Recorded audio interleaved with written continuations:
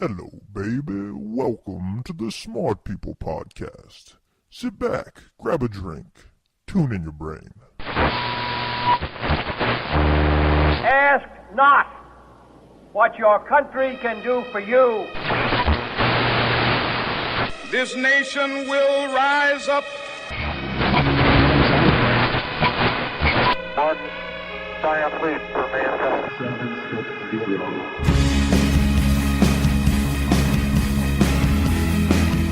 Hello and welcome back to the second edition of Smart People Podcast. I am Chris Stemp, and alongside me I have John Rojas. Going on, everybody. Thanks for coming back and listening to our second episode of Smart People Podcast. Today on the podcast, we actually have world-renowned sports psychiatrist Michael Lardon, and feel pretty lucky to have him on today because I found out that other companies and people pay him a lot of money to answer the same questions that we're going to ask him. So it's a good interview that we have today. I don't quite know how we came across him, but it's really interesting. He talks about your zone, finding your zone. He wrote a book called Finding Your Zone, 10 Core Lessons for Peak Performance in Sports and Life. And what he's referring to in that is kind of, if you're an athlete or an artist or a musician, a lot of times you get lost in your art, what you're doing, if you're hitting a baseball, if you're drawing a picture, and everything around you kind of goes away. Many of us have experienced it at some point in our lives, and it's very peaceful. I kind of think of it as a meditative state almost, and I would like to figure out a way to get there more often, whether it be at work or at home or out on the golf course. It's a calming feeling. So came across this guy, and that's kind of what he talks about the most in his work. What do you think about the zone, Mr. Rojas? Well, I actually got a chance to check out some of his book while on the golf course with you the other day. I actually, closed my eyes, pictured myself hitting a drive straight. As you know, that doesn't happen very often. But saw myself do it and then actually got up there and hit it somewhat straight, which, is a rare occurrence for me. So I'm a complete believer as well. Highly recommend his book to all our listeners. I really enjoyed sitting down and interviewing him. Yeah, so just to give everybody a little bit of a background on Dr. Lardon, he did his undergraduate work at Stanford University, where he wrote his research paper on mental visualization and peak performance. So he's been interested in it ever since then.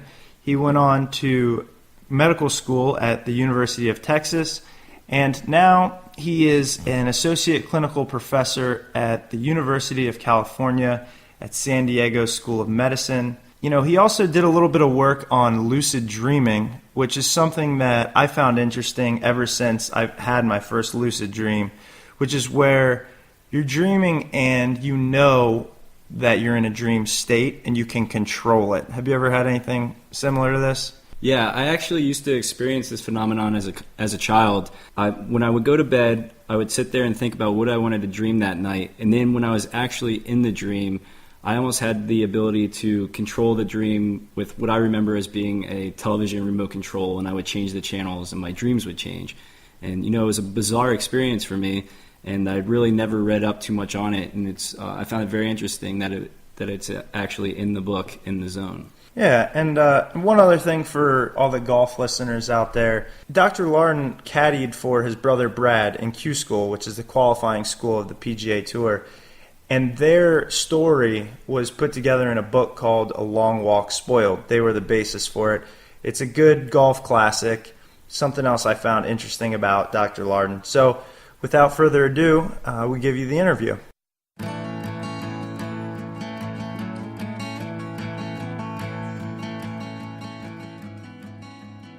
All right, today on the podcast, we would like to welcome world-renowned sports psychiatrist and author of the book Finding Your Zone, Dr. Michael Lardon.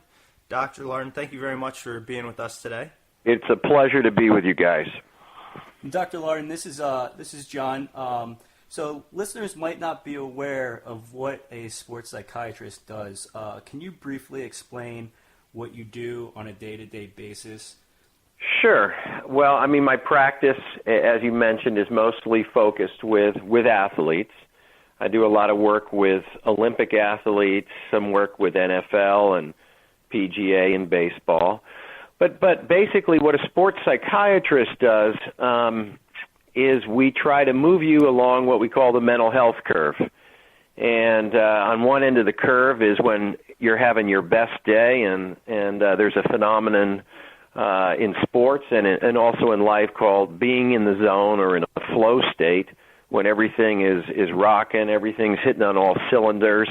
It doesn't always have to be, shooting free throws. It can be, teaching your class. And so in the early 90s, when I was at UCSD after my residency, I did a fellowship, and I teamed with a man, Dr. John Polich, at Scripps Research Institute, and we did a lot of brainwave studies, really looking at this phenomenon of when people get in the zone, if it's real, and basically I've spent my entire life, helping people move in that direction and researching it and trying to understand it. How do you help these athletes get into what you define as the zone? Well, I mean, paradoxically, the zone, or when you're doing really well, is when you're kind of getting out of your own way. I'm probably a bit older than you guys, but when I was young, there was a TV program called Wild Kingdom with Marlon Perkins, and it always would start with a mongoose and a cobra snake, and that cobra would go to strike the mongoose, and the mongoose is quicker than the cobra, and the mongoose would always, nab the cobra at the neck. And the idea there is that, in the animal kingdom, the animals work at almost this automated reflexive level. And when we are kind of operating at that more automated reflexive level, and we sort of get our thinking out of the way, or sometimes our ego out of the way, that's when we really perform our best. So when I'm working with an individual athlete, it's really not a prescription for everyone. It depends on that athlete. The golfer Rich Beem, somebody I've worked with for many, many years, and some years ago he beat Tiger Woods down the stretch to win the PGA Championship, and when he gets hot, we just stay out of Beamer's way. The things he struggles with are not going low. He struggles with more, fighting when he has some adversity out there and hanging tough. Where some athletes, it's the converse. They always are great fighting, but as soon as their name on the leaderboard gets up there and they're 10 under, 12 under, then they get a little nervous and then they back up. But there's even a broader context, not only what happens in the domain or the microcosm of the sport or whatever particular expertise they may have, but how their general life affects that. I mean, everything from, don't cheat on your wife to let's not have 20 beers the night before. Jack Nicklaus really used to talk about, before the major championships, he would really make sure everything in his personal life was in order. So, he could settle in and be, fully focused and fully present during the big events. So, I mean, we look at it from all angles, from a microscopic angle to, what's happening in the moment when, the field goal kicker has to kick in front of 80,000 people, to, what's going on in his life around it that allows him to be loose and allows him to just do it. Now, have you worked with any of those NFL field goal kickers? I have. Nate Kaeding is somebody I've worked with for years. He's on the Chargers, and he's a pleasure to work with. He's a very, very nice young man, and he's had a little bit of adversity, as many of you know if you follow San Diego football. The New York Times did a story on Nate earlier this year and interviewed me a little bit about what we do and try to keep him centered. Very cool. Yeah, because I was thinking about, what athletes you might work with, and, you mentioned Rich Beem. I think working with those field goal kickers would be very interesting because of the fact that is the most high-pressure position in football, and they always, hinge a win or loss off those field goal kickers. Sure. And I think a lot of it is, too, with athletes, how to deal with the media and how to deal with your expectations. And what often happens is, when you're young and you're coming up and your expectations are more modest, it's easier. But then if you become a very high-profile athlete, and it's human tendency to, worry about what other people perceive. Unfortunately, that's a very toxic thing. So the best athletes are really just focused on their process. I remember when I was young in college, in 1981, my lab partner was Eric Kaeding, who had just won 5 gold medals in the 1980 Olympics, and he was offered $1 million to be on the cornflakes box, and he turned it down. And now Eric's reasons were several-fold, but the point is, I think one of the reasons that he's been historically one of the greatest athletes, certainly in the Olympics, is that he really doesn't care so much about what other people think.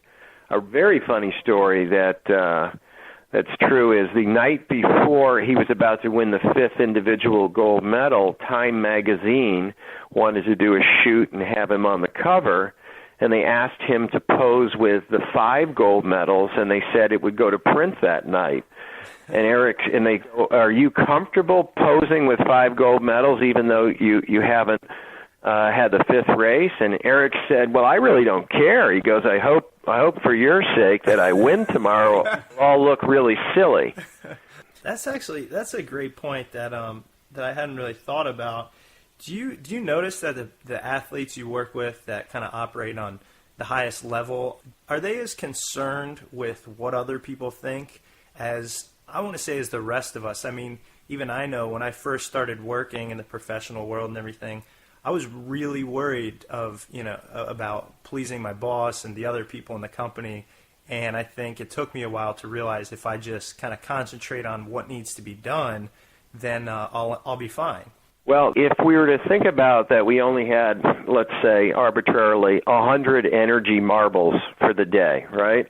The name of the game is to allocate that energy most efficiently to get you the most production.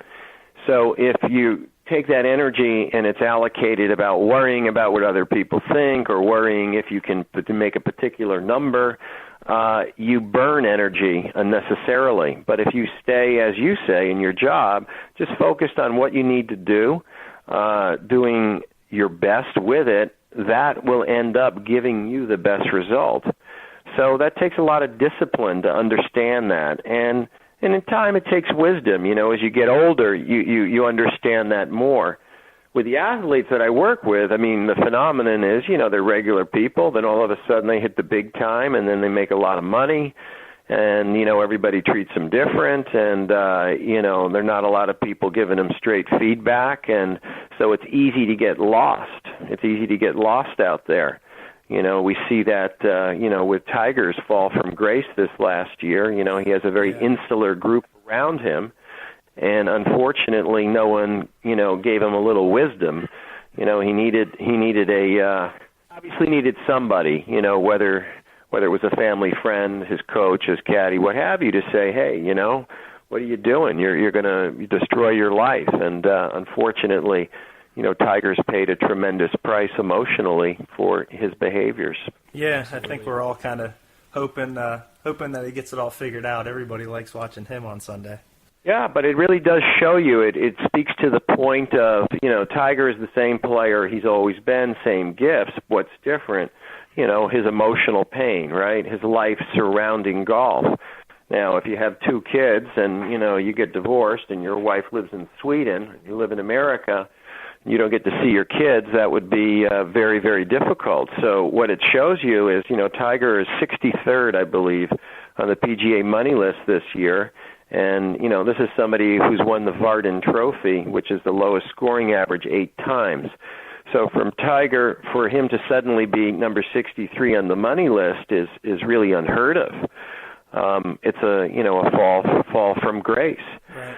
Another athlete that I work with for many, many years is David Duval, and another wonderful guy. After he reached number 1 in the world and had huge contracts with Nike and this and that, he stopped having fun out there. And that's what happens in sports is, how do you maintain having fun and not get caught up in all the drama and the business side of it? and whether it's the sport, a sport or the sport of life, or even you take it to your job. I mean, if you can have fun with your work, then you're going to do your best.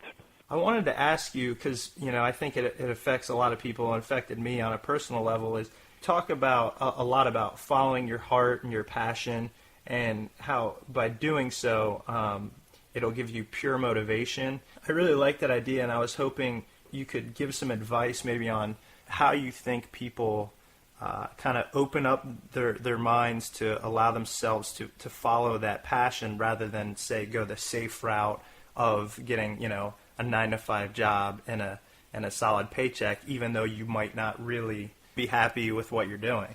Well, one way to look at it is, you have one life, at least one that we know, and you don't know when, I was just recently in Scotland with my brother playing golf at St. Andrews, and joining us on the trip was a very nice man, a doctor, a scratch golfer, 49 years old and in great shape, and he came home and felt a little weak on the stair climber, and the next thing you know, he has a very serious cancer called leukemia. So, life's short, and it's very precious. And, we of course have fears where we need to make a living, but at the same time, most of us, also have things that we're passionate about, that we enjoy.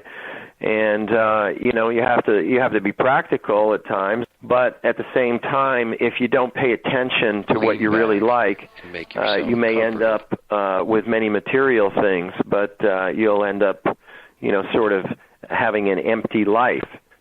I think people do best when they get really turned on by something. The kid that started Facebook at Harvard, right? Yeah. So, I think if there's any lesson, when we sit with people and when I'm trying to help them, it's really, one of the questions is what are the things that float your boat? What do you really enjoy?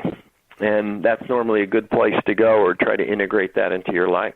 I think that leads into one of the questions that I had. You had written about finding balance, and the question that I had was, do you find that people can truly find balance while working, 40 to 80 hours a week in these jobs? And then if so, what are some of the key areas to focus on for success in finding that balance? Well, one question is, if you're having fun, it's not always work. So like for me, and I feel very fortunate, my whole professional career is just an extension of what I've always loved to do, sports and psychiatry, psychology, helping people. So in a way, I feel like I'm in school my whole life, and, now they pay me.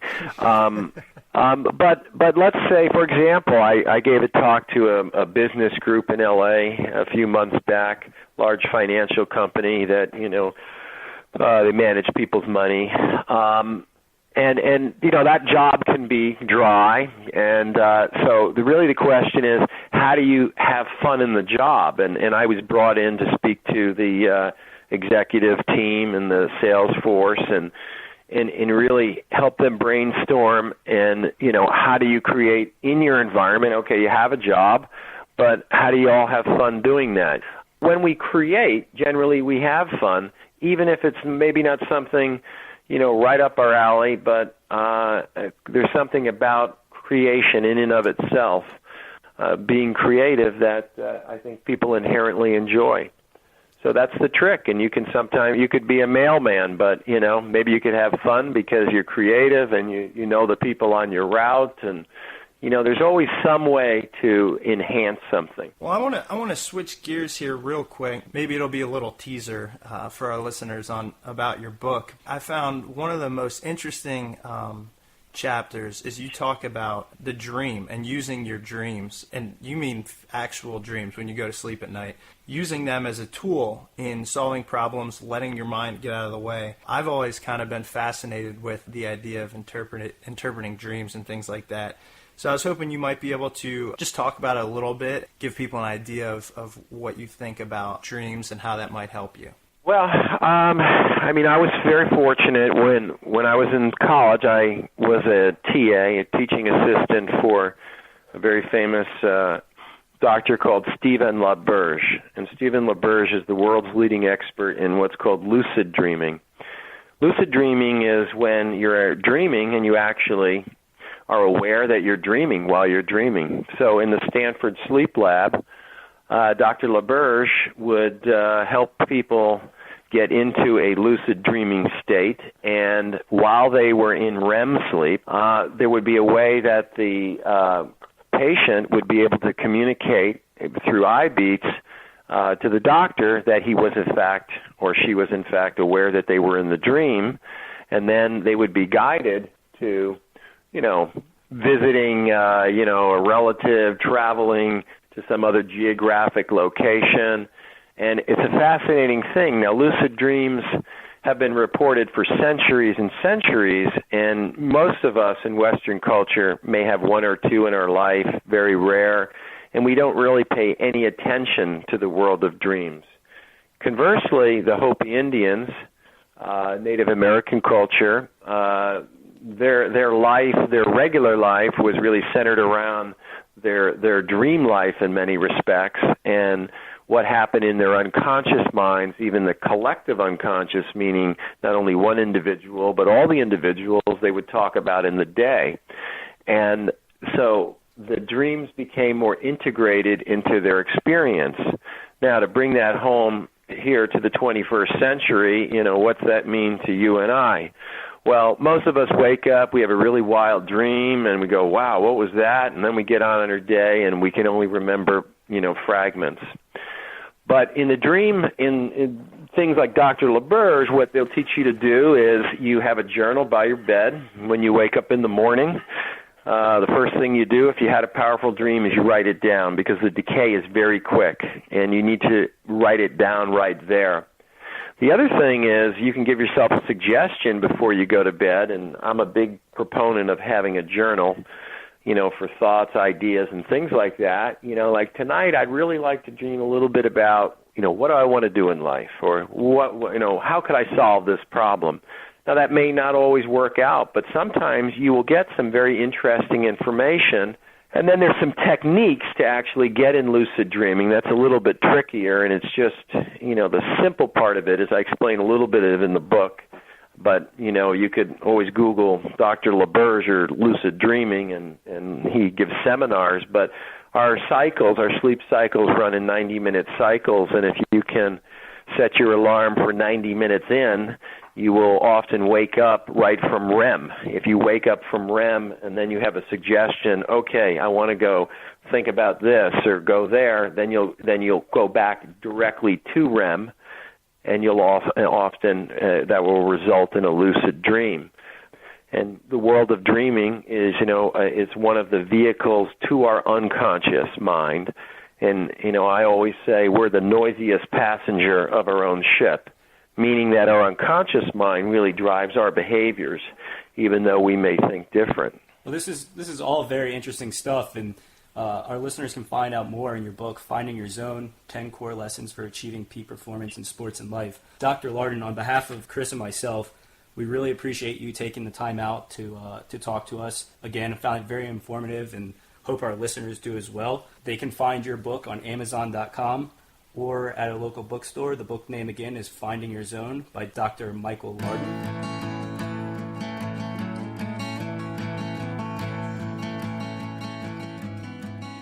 Thanks for listening. I hope you guys enjoyed the interview.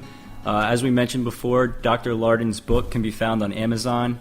It's called Finding Your Zone, 10 Core Lessons for Achieving Peak Performance in Sports and Life. As always, I wanted to thank the Outdoors for providing music for the podcast. Their website is theoutdoorsmusic.com, and you can also follow them on Twitter at theoutdoorsband. Please tune in next week when we have on Rob Spiewak from the Mike O'Meara Show podcast, which was rated by iTunes as one of the top podcasts of 2010.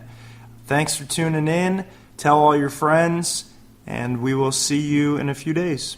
Yeah, make sure to subscribe to us on iTunes and leave us a rating. Leave us a positive rating. Please. Yeah, we're begging. It's gotten bad.